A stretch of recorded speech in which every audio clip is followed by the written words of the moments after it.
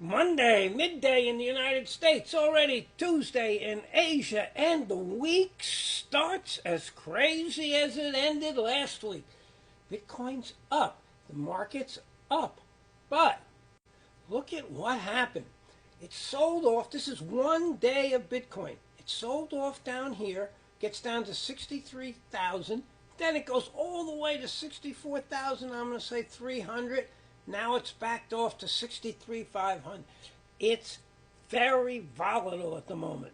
Part of the reason for the volatility is we're having certain tech stocks really be strong, and crypto's technology, so it's going up, but the rest of the market is showing signs of concern. It's down, not very much. Now, in addition, we go to what's going on in the Middle East, and it's the strangest thing. Oil is up and gold is down, and many people are thinking because it's October 7th, we are going to have very big problems in the Middle East. Yet, gold's not saying that. And the dollar is basically unchanged, it's down a little bit, and crypto is relatively strong, but it's very volatile in between.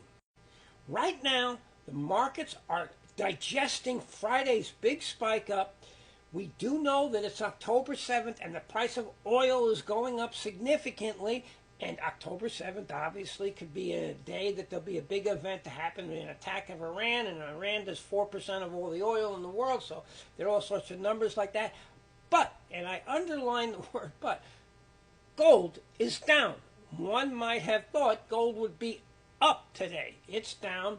And we are seeing the dollar basically turning around. So, unless you are a short-term trader, right now you just have to digest the overall picture and think about where it's headed. But nobody knows what's going to happen in the Middle East, and that's really the big wild card, because the economy appears strong.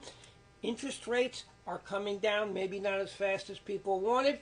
And while the stock market backed off a little today, tech stocks are up, and it is very likely that the markets will digest the CPI that's coming at the end of the week. But before the number gets released, there might be all sorts of violent movements in the equity market as they worry about the CPI, and that also will affect the movements in the interest rate market, which will affect the dollar. So we can have a very volatile week as we wait for CPI on Thursday.